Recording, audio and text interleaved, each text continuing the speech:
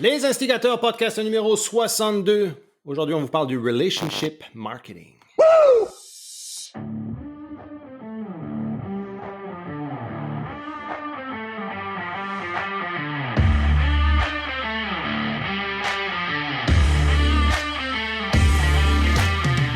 Vous écoutez Les Instigateurs, le podcast de contenu explicite pour entrepreneurs francophones. On parle des meilleures pratiques d'affaires sans dentelle ni gants blancs. On laisse de côté la rectitude politique, les conventions sociales, dans le but de briser les mythes et faire de vous de meilleurs entrepreneurs. Mon nom est Mathieu Dumont, son nom est Dave Ruel. Bienvenue sur le show.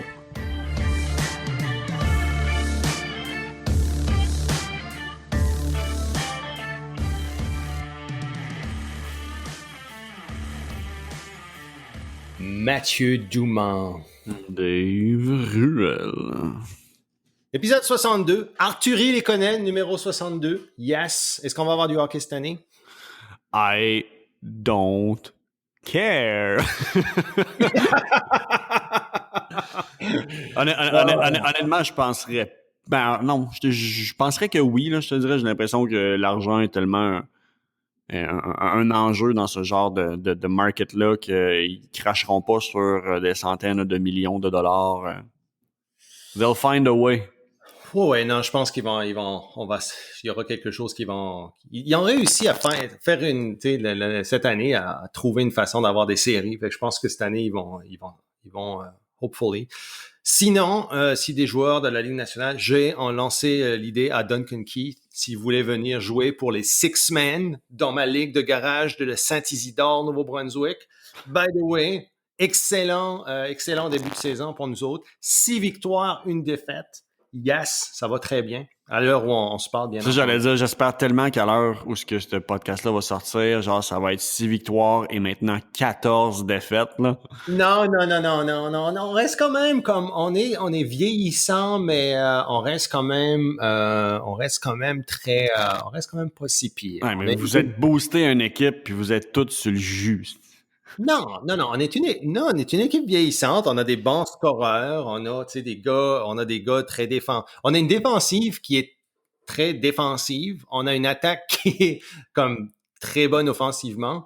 Puis on a quand même un bon goaler, là, Marty était goaler réserviste pour les Titans d'Acadie Bathurst. Il était troisième goaler. Fait qu'il y a quand même un bon niveau, là. C'est pas n'importe qui. Fait que on a une bonne petite team, je t'avoue. Là. Puis ça fait longtemps qu'on joue ensemble aussi, hein, nos petites habitudes. Là. Mais bon début de saison cette année, c'est le fun. Tant mieux, man. Si ça te permet de sortir de chez vous un peu, voir un peu de monde puis bouger.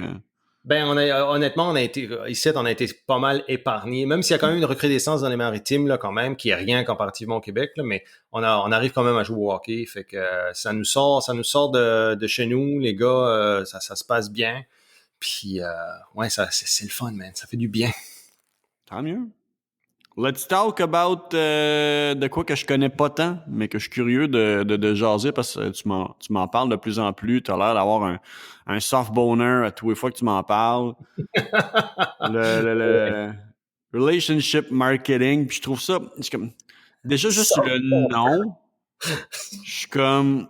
Asti que je veux dire, c'est pas que c'est maladroit comme positionnement, mais je vois tout de suite la confusion de c'est-tu du MLM, du marketing de relations. OK. Ah ouais. c'est vrai, du marketing relationnel.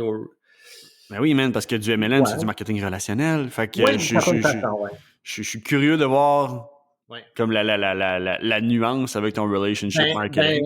Parce que si pour vrai c'est un long master plan parce que tu veux me vendre du doTERRA, là, abandonne. Je suis pas intéressé. Ça va être correct. Attends que je te mette de la lavande sur tes petites, là. Hein? Leave my tits alone. Non, oui, c'est vrai, j'ai pas fait le rapprochement, mais c'est vrai. Mais quand tu regardes à ça, il y a des concepts de marketing relationnel qui sont plus, qui peuvent être adaptables. Mais tu sais, quand tu regardes une MLM, c'est l'exploitation des relations directes, tu sais, de ton network, on va dire. C'est plus du network marketing que du relationship, je te dirais, marketing, là, le MLM. Moi, ce que j'aime beaucoup du marketing, puis honnêtement, comme c'est un terme comme Tu sais, j'utilisais ce terme-là, j'ai googlé actually comme hier pour savoir si c'était un vrai terme. Et oui, en fait, c'est un vrai terme. Mais j'utilise ça comme pour définir, dans le fond, tout le fait d'établir des relations, que ce soit avec des clients ou que ce soit avec des partenaires, pour mon marketing overall. Puis moi, j'étais un big fan. J'ai jamais été un gars de cold traffic marketing ou de paid ads ou des choses comme ça. Muscle Book, c'était ça, non? Ben non. Muscle Cook, ça a été 100% quasiment affilié.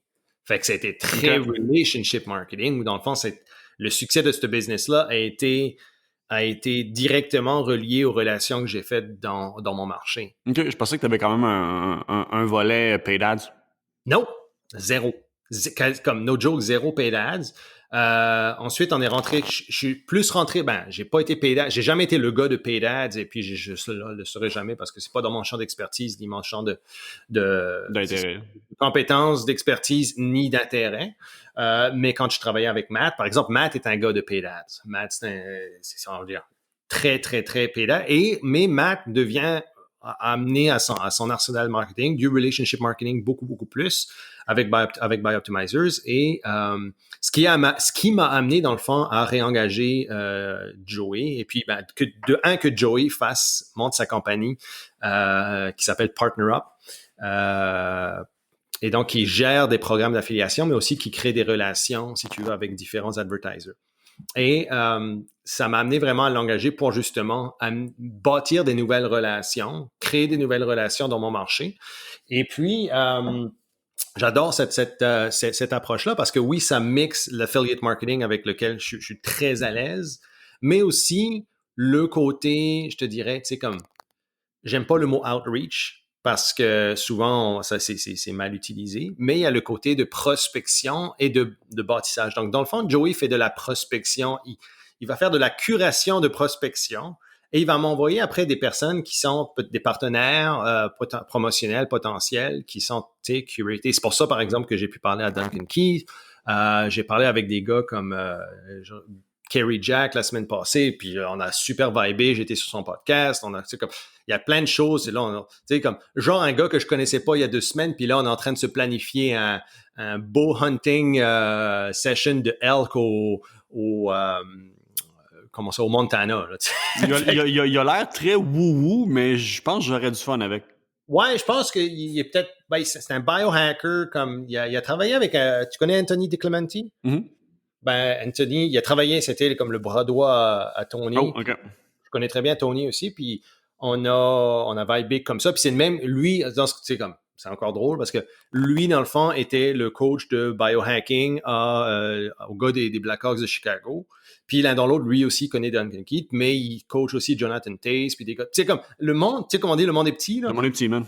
Tu sais, comme là, on a formé un triangle. Là, OK, puis on a bâti cette relation-là. Tu sais, on a parlé de chasse, on a parlé d'affaires. Puis, fait moi, ce que je fais, puis je peux te parler de ma stratégie aussi par rapport à bâtir ces relations-là, c'est que lui, cette brand-là est pas vieille non plus. Tu sais, c'est une brand assez jeune.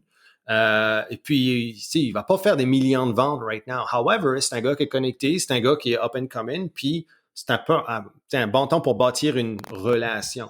Ceci dit, comme j'aime cette approche-là parce que cette personne-là arrive là, puis la relation se bâtit au fur et à mesure. Fait que, tu sais, un petit peu comme ça se passe avec toi, Matt. Tu sais, stumble onto each other, puis on s'est fait introduire, puis hey, finalement, puis tu sais, keep in touch, puis next thing you know, tu sais, voici ce qui arrive. Puis moi, je suis un gros fan de cette approche-là, de bâtir des relations qui sont, oui, il y a un côté stratégique derrière ça, mais le contenu de la relation est très organique, dans un sens, comme on va parler de whatever, puis c'est de même qu'on bâtit des bonnes relations. Et j'adore ce côté-là, parce que là, tu bâtis des partenaires promotionnels, tu bâtis des connexions, etc. Tu vas avoir des personnes qui sont engagées dans ton propos puis dans ton succès. Ils font pas partie de ta business, mais ils veulent ton bien puis sont prêts à faire le petit step. Tu sais, ils partiront pas à la guerre avec toi, là, mais sont à l'aise de faire un step de temps en temps pour t'aider. C'est plus participatif que, je veux dire, on est partenaire, puis quand ça donne, je pluggerai ton nom. Genre, tu sais, ça vaut rien. Là. Non, c'est ça, là. Puis, tu sais, on se fait des... Tu sais, comme par exemple, j'ai jeté son podcast. Fait que moi, je fais des shout-outs comme, hey, tu sais, quand j'ai été sur son podcast, j'ai promoté, puis s'il y a des viewers, puis des personnes qui ça connectent avec lui, parfait. Mm-hmm.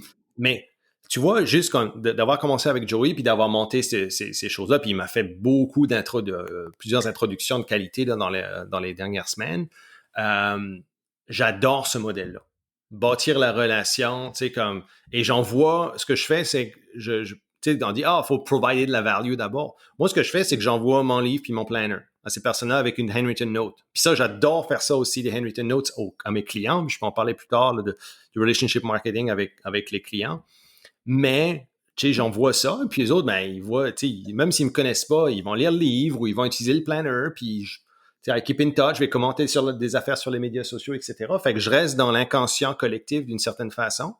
Et puis, la relation après évolue comme elle est supposée évoluer. Tu sais, il n'y a rien de forcé ou il n'y a rien de comme... Il y a des personnes avec qui ça va être un petit peu plus, je dirais peut-être transactionnel ou peu importe, mais l'un dans l'autre, l'intention est de bâtir une relation plus lente. Ouais, c'est très, tu sais, le classique if he dies, he dies, là. Mais dans ce cas-là, c'est genre if it happens, it happens, puis genre sans pression, faut que ça coule de soi-même.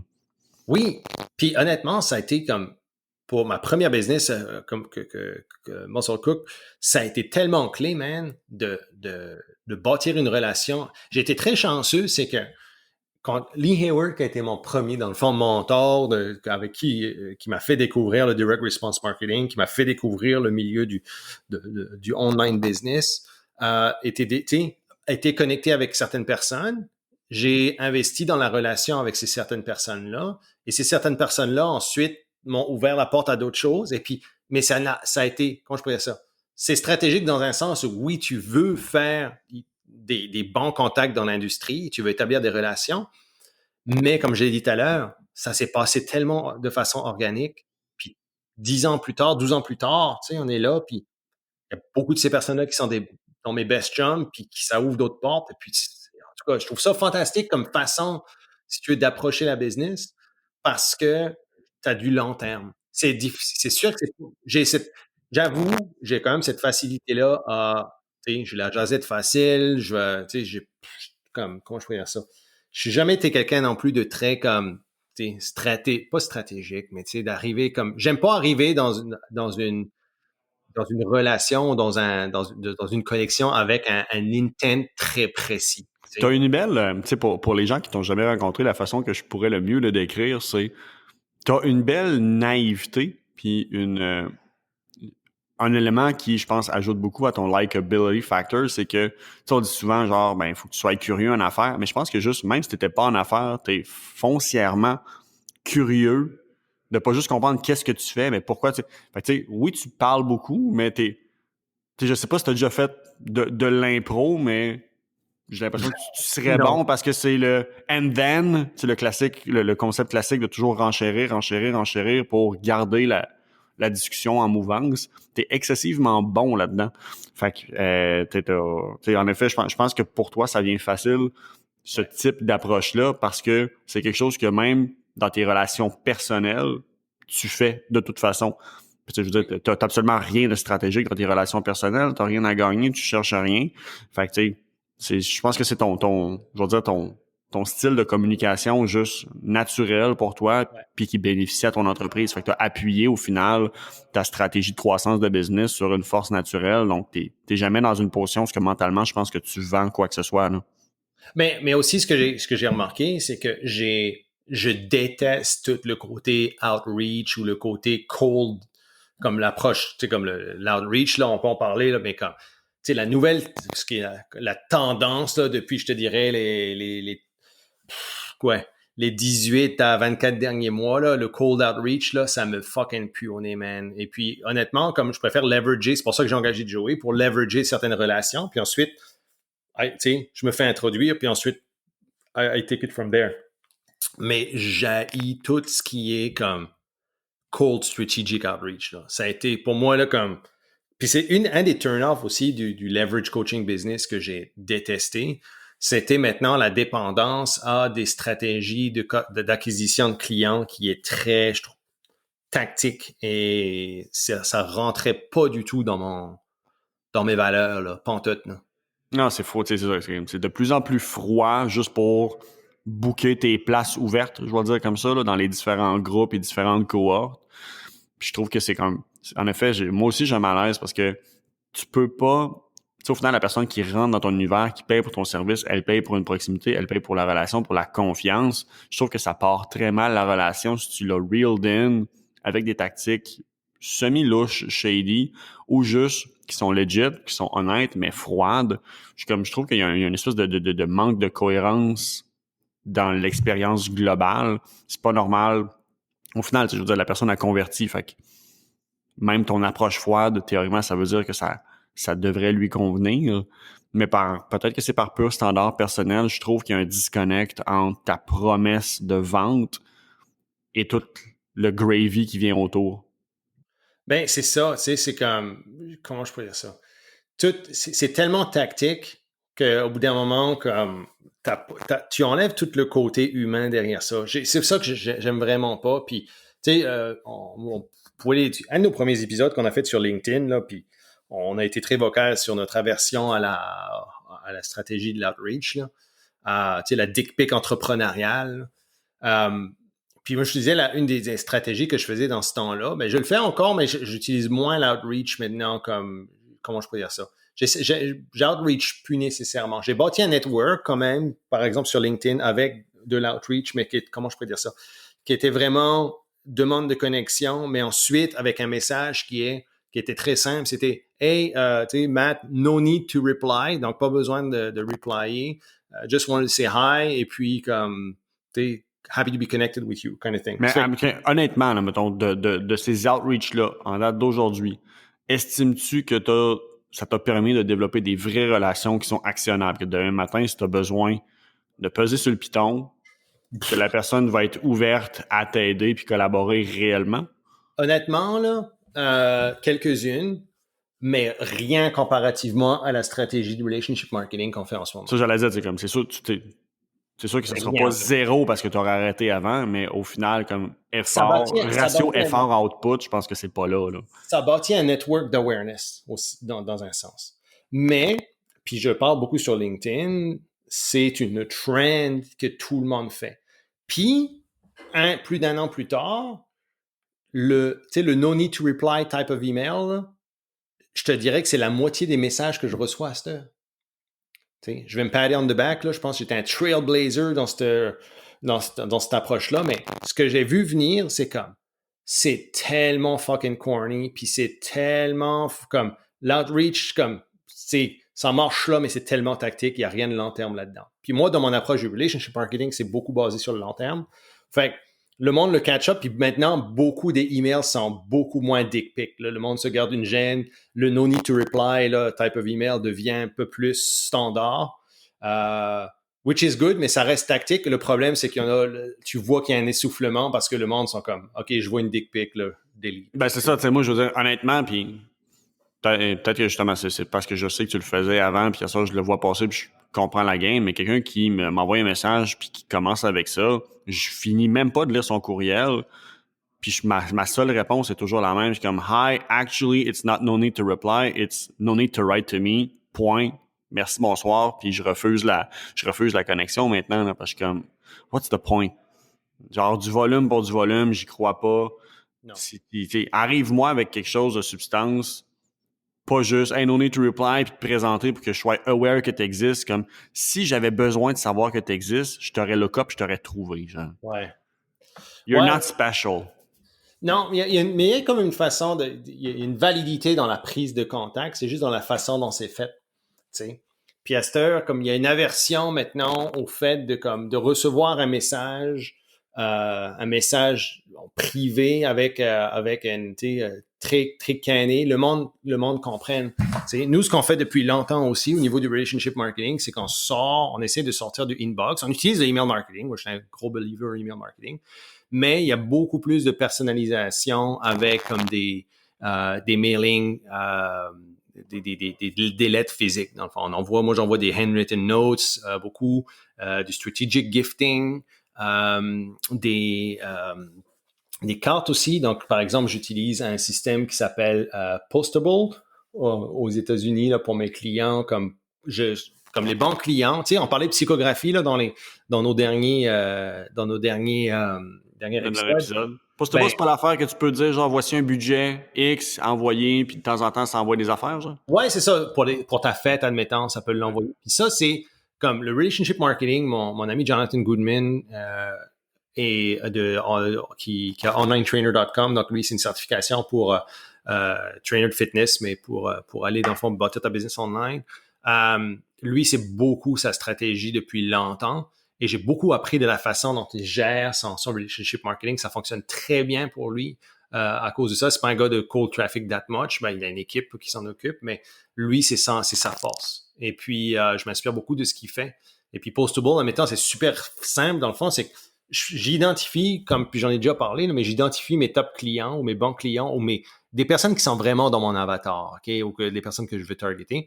Puis, je vais leur envoyer, je vais les ajouter, je vais les looker up, je vais regarder ce qu'ils aiment.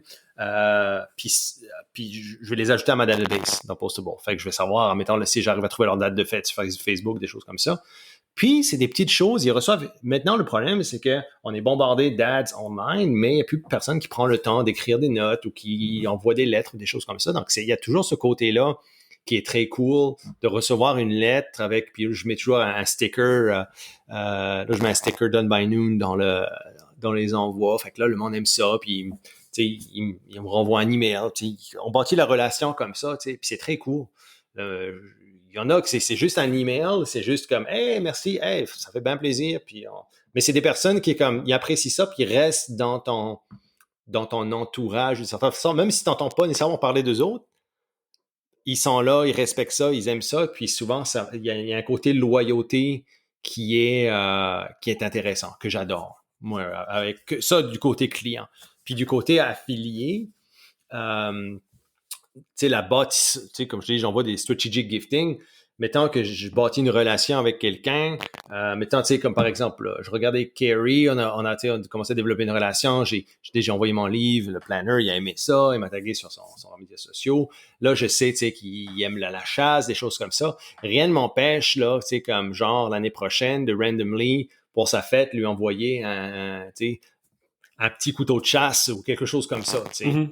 Puis, next thing you know, c'est la chose que personne fait, pas assez de monde. C'est l'extra step.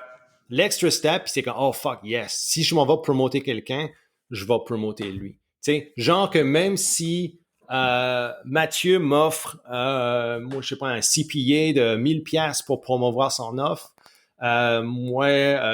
puis Dave m'en propose 500, je vais promoter Dave. T'sais? Parce qu'il y a tout ce côté-là de relationship qui joue dans la balance, qui stratégiquement ou tactiquement fait pas de sens, mais qui pèse. Oui, puis tu sais, je veux dire, je suis clairement pas aussi structuré et réfléchi que toi, mais dans ce que tu dis, il y a beaucoup de choses que je suis comme, OK, ça, je le fais, puis c'est inconscient, mais en effet, je vois que ça build up. L'élément qui est le fun, c'est que chaque investissement que tu vas faire en relation va te revenir tenfold parce que ça te servira pas juste pour, tu sais, je veux dire, mettons avec Carrie, c'est dans l'optique présentement à court terme de FX, mais si la relation elle est bonne, ta prochaine business, puis celle d'après, tu sais, c'est du compound interest parce que ces relations-là sont établies, sont saines, sont bonnes face à toi, pas face au brand, au produit ou quoi que ce soit. Ces gens-là veulent foncièrement ton bien. Donc oui, on se mentira pas, il y en a qui vont dire « Ah, c'est dur à scaler en crise. » Comme c'est pas scalable. Ben, c'est ça l'affaire. C'est pas scalable, mais le payback, lui, en soi, l'est. Parce que la personne, it's the gift that keeps on giving. Yep.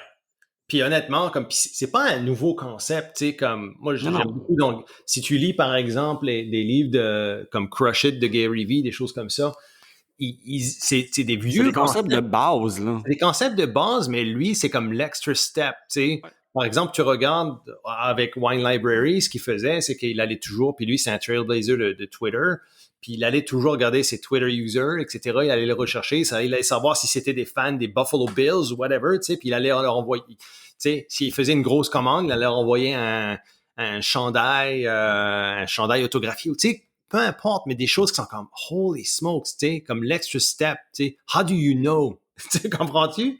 Mm-hmm. C'est des choses comme ça que c'est important. Puis honnêtement, moi, je regarde le relationship marketing, oui, dans l'acquisition de partenaires promotionnels, dans la rétention de clients, mais aussi dans la rétention de talents. Que ce soit des sous-contractants, que ce soit des employés ou peu importe. La relation, c'est la relation. Là. Je veux dire, peu importe si c'est une relation d'affaires personnelle, s'il est fournisseur, s'il est client, comme la relation ne devrait pas avoir un label dessus. Là. Faut que tu marketes ta business, tu te marketes toi par rapport à la relation. Fait que dans le fond, pourquoi est-ce que tu vas avoir un meilleur traitement peut-être d'un sous-contractant que d'autres ou une certaine loyauté? Parce que la façon dont tu les traites, la façon dont tu sais, comme des petites choses que tu fais qui sont pas scalables, mais qui t'amènent un retour, je te dirais quasiment exponentiel.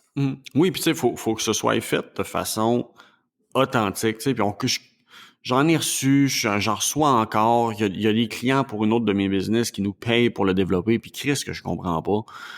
Là, mettons, là, pendant les fêtes, là, le classique, on faudrait se faire designer une carte qu'on va envoyer, une carte électronique qu'on va envoyer à tous nos clients. Je dis, what's the point? Il y a rien de personnalisé, puis c'est juste, rendu là, c'est juste parce que tu veux voir que, je joke avec ça, avec notre designer, je dis, moi, mais là, la carte, les ratios, ça fait pas de sens, c'est genre 20% messages, puis 80% les signatures. C'est un concours de juste, qui c'est qui a le plus de signatures, puis hey, j'ai dit quelque chose de bien, puis gars, j'ai signé, là, moi tout, je dis que c'est bien, je dis, on Chris. Ça n'a aucune vie, aucune personnalité, aucune utilité à part vous créer une dépense. Puis, mais exactement. Tu sais, comme toi, tu cares-tu de recevoir ces cartes-là? Mais non, man, je care pas. À la limite, c'est comme le bout que j'essaie de amener les gens à comprendre. Moi, maintenant, c'est un irritant. Parce que dans la vie, là, un de mes objectifs, c'est d'avoir mon inbox le plus vide possible. Puis quand je me lève un matin, je fais ma petite routine, je commence à travailler, j'ouvre mon inbox, puis je vois que j'ai 38 courriels en attente. Ma journée, elle part pas bien, là. Oui, au final, je check, je crisse encore 20 courriels de juste des cartes électroniques que je me crisse. Tu sais, il n'y a pas de valeur ajoutée. Je perdrai pas le temps à lire 20 cartes. Fait que je suis comme, OK, genre, il essaye, nice. Mais très souvent, c'est clique sur les 20, je les ouvre pas, mark as read, moving on. I know. Fait que c'est un irritant, c'est contre-productif. Puis honnêtement, comme moi, je le fais pas. Puis c'est ça. Chaque année, nous autres, ce qu'on fait, c'est que, tu sais, comme tu regardes les cartes de Noël, même les cartes personnelles que tu reçois chaque année. Tu sais, tu vas recevoir des cartes de Noël par la malle, puis tu sais, comme. Puis moi, genre, nous, on en reçoit, tu sais, comme la traditionnelle carte de Noël avec pas de message, tu sais, écrit, whatever. C'est clairement comme j'ai pris la photo avec ma famille, c'est marqué bonne fête de la famille X, puis comme on te l'envoie. C'est cool, j'aime ça, voir les photos des enfants de mes amis, puis tout ça, tu sais, voir comment est-ce qu'ils ont grandi, puis tout ça. Mais au bout d'un moment, c'est comme les meilleures, c'est celles qui sont accompagnées d'une petite note personnelle. Puis ça, c'est un exercice que je fais depuis le début de ma business, c'est que chaque année, mes partenaires d'affaires, comme les personnes avec qui j'ai des bonnes relations d'affaires, puis même des anciennes personnes, mais qui ont eu un impact dans ma business, je leur écris. T'sais, oui, j'envoie une photo, une carte avec ma famille dessus, puis tout ça, mais il y a une note personnalisée. Le message est toujours différent pour chaque personne. OK? C'est toujours basé très personnel sur ma relation avec la personne. And it goes a long way. Puis ça, je le fais comme systématiquement. Comme it never changes. Là. C'est tout le temps dans mes to-dos de chaque fin d'année. Tu sais, des fois, c'est. Honnêtement, genre, la prémisse est simple, là. Give a shit. Yep. Puis, t'as pas besoin de faire la split, 3 pirouettes, puis dépenser 1000$, là. Des fois, c'est juste quelques mots très simples, très stratégiques, qui vont te prendre 4 secondes de plus à mettre, qui vont faire toute la différence. Ouais. Ouais, ça puis, mais pas enlever toute la sliminess qui vient derrière ça. Okay. Si ça feel comme remotely slimy, don't do it. No. C'est ça, moi, que l'outreach, par exemple, tu sais, comme qui est valable comme tactique, me pue au nez, c'est que c'est pas authentique. C'est slimy. Puis moi, honnêtement, les meilleurs résultats que j'ai eus, c'est quand j'ai eu zéro attente par rapport à la relation qui a été bâtie. Donc, la relation est arrivée, mais j'ai eu zéro attente. Ma seule métrique, c'est comme, tu sais, ma métrique de base, admettant que Joey va faire un outreach, c'est certain qu'on va y aller sur des métriques, qu'est-ce qu'est la taille de l'audience, est-ce que tu sais, comme c'est un partenaire potentiel, etc. Mais moi, ma métrique de relationship, c'est très binaire. Est-ce que j'aime la personne ou pas? Ça devrait pas être plus compliqué que ça. Là. Regardless de son audience. Ouais, mais des fois, lui, c'est un gros player, il faut comme le brosser dans le sens du poil. Non, mais est-ce que déjà là, c'est parce que si tu as cette réflexion-là, c'est exactement pour ça que ça ne marchera pas. Parce que tu viens de prendre position. Tu le fais parce qu'elle est soit au-dessus de toi ou parce qu'elle est en dessous de toi et ça te fait sentir bien. Une relation, ce n'est pas ça. Une relation, c'est d'être égal à égal, puis c'est un two-way street. Si tu fais quelque chose, je vais développer une relation, elle peut m'amener ailleurs et plus loin. Je suis comme, non, déjà là, tu t'es tiré dans le pied parce que tu ne pars pas sur la bonne intention dès le départ. Ce n'est pas c'est pas du donnant-donnant. Au final, il n'y a pas personne qui doit donner rien à personne. Tu le fais juste parce que tu en as envie. Puis s'il arrive de quoi, tant mieux. S'il arrive à rien, tant mieux. Parce qu'il n'y avait pas d'attente. Puis honnêtement, comme, tu sais, il y a des relations qui ont été transactionnelles, tu sais, d'une certaine façon, ou comme, tu sais, puis quand j'ai monté maintenant de Muscle Cook, il y a eu des personnes, tu sais, qui étaient des leaders dans l'industrie, comme, qui étaient très, tu sais, respectés, etc. Puis le monde, c'était à leurs pieds, puis tout. Puis, tu sais, moi, j'étais inclus dans les événements, des choses comme ça, parce que je faisais partie du cercle promotionnel, genre de.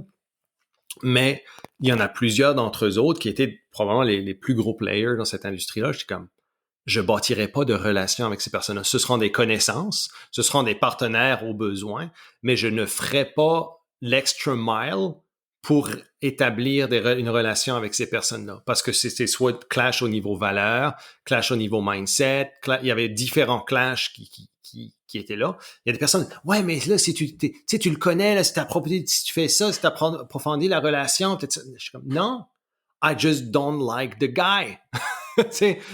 Puis comme, je l'haïs pas, mais je veux pas bâtir une relation plus... C'est parce que t'es pas en train de bâtir une relation, t'es en train de jouer la game. Ben, c'est ça. Je fais une grosse différence à ce niveau-là. Puis au pire, il y en a que oui, en effet, ça va être plus transactionnel un petit peu, mais il y a une distinction entre démarrer une relation sur la prémisse transactionnelle puis la maintenir. Yeah. Il y en a, moi, que oui, après ma base, c'était des partenaires transactionnels. C'est comme, bon, mais this is what it is. On fait affaire ensemble parce que moi, là-dessus, je peux t'aider. Toi, là-dessus, je peux t'aider. Nice. Mais ça, c'est pas, je veux dire, c'est viable long terme, mais ce n'est pas aligné avec ce qu'on essaie de mettre de l'avant présentement, de vraiment développer une relation. Puis le traitement que tu vas, le temps que tu vas investir, les efforts que tu vas investir, le souci du détail et de la qualité que tu vas avoir pour ce que tu vas faire pour cette personne-là. Quelqu'un qui reste transactionnel n'aura jamais la même expérience qu'une personne qui est capable de rentrer transactionnel et que tu développes la relation par après. Ouais. Non, exactement, tu sais. Puis tu vas le savoir assez vite si ça vaut la peine de toute façon, là. Oui, non, mais c'est ça. Mais puis il y a honnêtement, il y a des personnes avec qui comme même transactionnellement, ça fait comme pas de sens parce qu'ils m'apportent pas nécessairement beaucoup, mais on a établi une christie de belle relation. Tu sais, puis honnêtement, comme je t'ai dit, tous les intangibles qui viennent avec ça, les introductions, les choses comme ça qui sont le fun, mais qui sont pas le but. Qui est le but, je te dirais, comme oui, c'est toujours un but au niveau business, mais c'est du gravy, tu sais. C'est de la cerise sur le sundae. C'est comme le fun. Puis quand tu le fais de cette façon-là, honnêtement, j'ai des bien meilleurs résultats en l'approchant comme ça qu'en l'approchant de façon tactique ou stratégique. Mm-hmm. Comme beaucoup. Là. Comme Mais c'est moins facile à quantifier, on s'entend. Si t'es une bitch de KPI, là. Non, c'est pas. Ça n'aura pas de plaisir, là. C'est ça. Mais il y a aussi, il faut faire attention parce qu'il y a le côté, tu sais, j'en parle de façon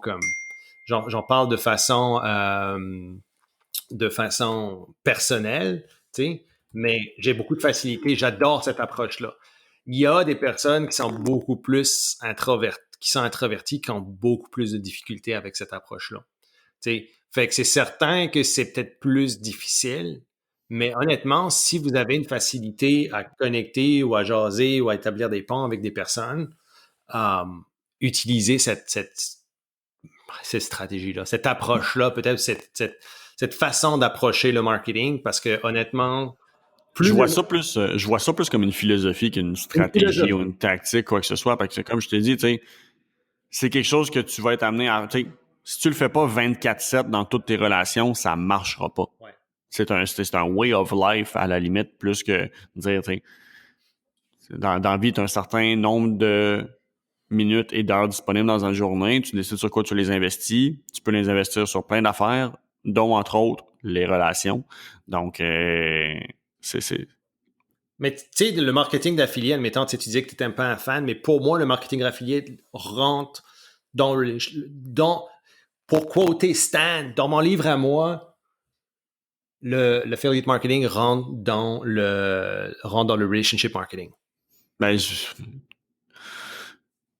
c'est peut-être juste sur notre définition chacun un de l'autre. Moi, ce que tu sembles toujours nommer de l'affiliation, mon interprétation de la chose, c'est que je te vois beaucoup plus comme quelqu'un qui valorise les partenariats.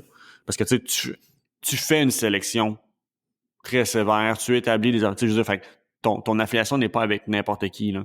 Moi, affiliation, j'en reviens encore à, mettons, Dropbox sont rendus là à cause de l'affiliation. N'importe qui peut embarquer dans la loupe de l'affiliation, peut en tirer quelque chose. Donc, tu sais, c'est de quoi qui est unlimited. Comment? Ça reste sur une SaaS. C'est comme SaaS business. C'est juste oui, mais tu veux dire, mettons, gars, Chris, encore aujourd'hui, à matin, je veux dire, ça fait 2 ans que je fais plus rien sur Instagram, puis encore une fois, hey, comme on aime ton feed, voici un code qu'on a créé pour toi, si tu veux le pousser sur tes affaires, puis tu auras un kickback. Je suis comme, il y a beaucoup de business. Mais c'est de l'outreach, c'est de la dick pic, c'est comme de la fausse valeur. T'sais. Non, il essaie pas de me vendre de quoi à ce moment-là. Tu sais, comme des business qui préconfigurent des codes d'affiliation puis qui te l'offrent comme hey, si tu veux pousser nos affaires parce que tu penses que ça peut aider à du monde, ben tu vas faire de l'argent. Tu sais, ils te poussent comme un affilié, tu deviens un canal de putasse pour eux autres au final. Ouais, mais après, comme encore une fois, ça dépend. Comme tu peux aller sur de la masse comme ça, mais cette approche-là est pas mieux que l'approche de l'outreach, cold outreach là. Je veux dire, non, je sais. Puis j'aime pas plus le cold outreach non plus. Non, mais c'est pour ça. Je veux dire, comme ce côté-là du marketing d'affiliation, d'une certaine façon, oui, je suis d'accord. C'est valide, mais moi, c'est pas la façon dont j'aime. Ben, c'est ça, exactement. Puis oui, au final, tu utilises la mécanique d'affiliation pour tes choses, oui.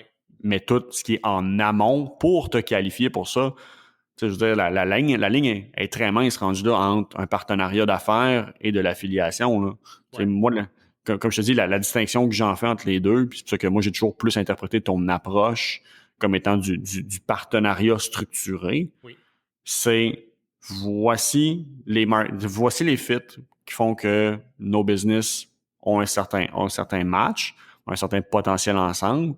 C'est pas parce que il y a un potentiel qu'on puisse s'aider que ça va se passer, parce que justement, il y a un screening de comme, on va apprendre à se connaître avant toute chose, puis on verra si on a du fun à travailler ensemble. Puis, tu sais, fait que t'as plein de hurdles en amont avant de te qualifier pour, mais voici un code. Puis, tu sais, au final, l'affiliation n'est que la résultante du temps que tu investis pour établir le partenariat en amont.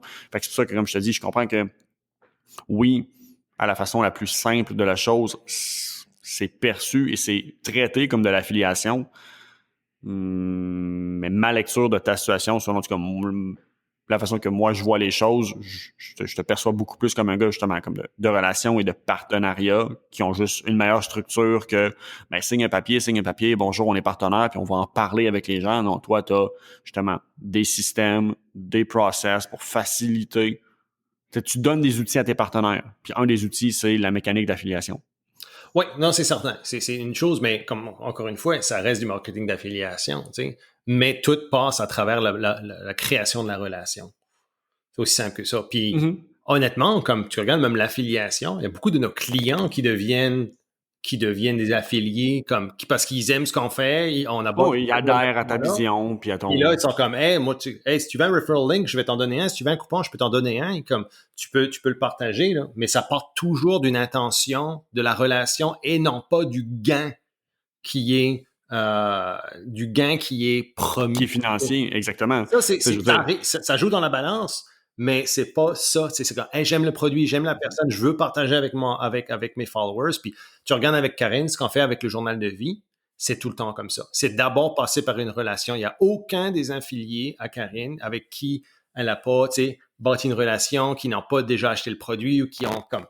ils connaissent, ils veulent partager. Il y en a qui réussissent très bien, il y en a qui promotent une fois de temps en temps, il y en a qui c'est très récurrent, mais ça marche très bien à cause de ça. Oui, mais encore là, c'est une des raisons pour laquelle. Puis peut-être c'est peut-être parce que je suis biaisé, parce que justement, tes affaires, là, tes planners, là, je t'en ai envoyé en crise du monde, là, mais je pense que j'ai dû dropper ton coupon une fois, peut-être deux, that's it, parce que je m'en calisse du coupon. Je m'en calisse du rabais ou peu importe. C'est comme, je veux que ça marche tes affaires, je vois le name drop. Ouais, mais n'importe qui ça fait du sens. Ouais, mais pas. Moi, la façon dont j'approche le marketing d'affiliation, c'est comment est-ce que tu fais pour que tout le monde gagne.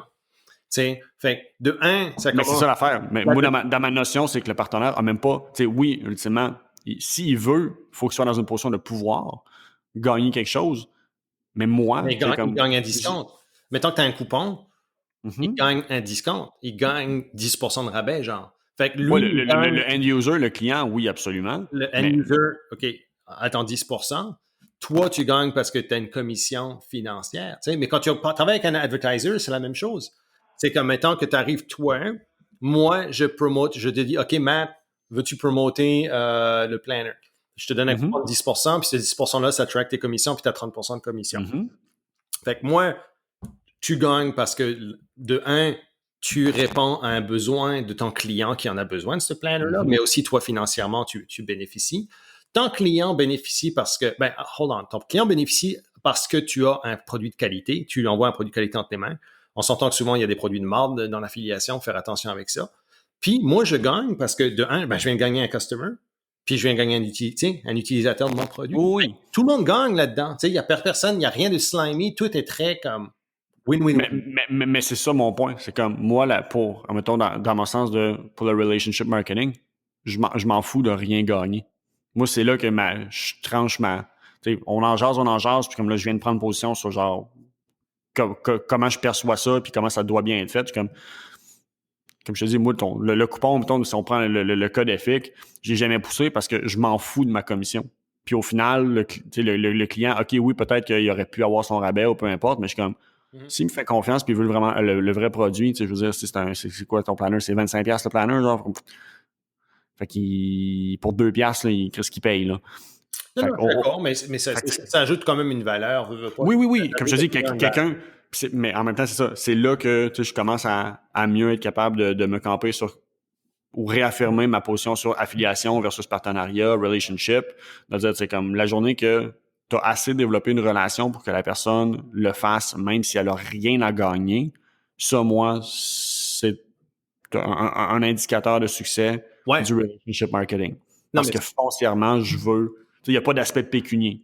Non, mais c'est ça. Puis j'apprécie ça, mais tu sais, l'un dans l'autre. Mais moi, dans mon approche, je veux aussi que mon partenaire gagne. Oui, exact, c'est ça. Oui. Tout le temps, c'est super important, là. Il y a plein de fois, je vais voir comme des clients, whatever, où je vais même... Tu sais, c'est comme...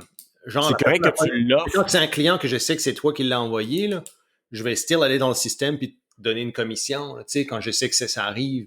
Puis souvent, je sais que ça arrive, ces choses-là, je vais contacter, hey, je dis comme, ton chum, c'est toi qui l'avais référé. Oh, ben oui, j'en avais parlé. Moi, je vais te donner une commission parce que j'apprécie le fait que tu t'as partagé ça.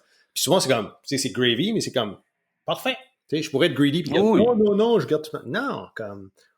Mais c'est ça mon point. Toi, c'est correct que tu le mettes en place, puis tu l'offres, mais de là, justement, comme je pense que c'est un bon indicateur de est-ce que ma relation que j'ai avec la personne est encore transactionnelle ou est-ce qu'elle est vraiment en train de se transformer en relationnel. Exact. La journée que la personne devient de plus en plus lousse sur ces éléments-là, juste parce que, gars, est-ce que ça aide quelqu'un? Oui, parfait. Bon, ben, that's it. J'ai pas besoin de plus. J'ai pas besoin, justement, de gagner, pour reprendre le terme, pour prendre une action.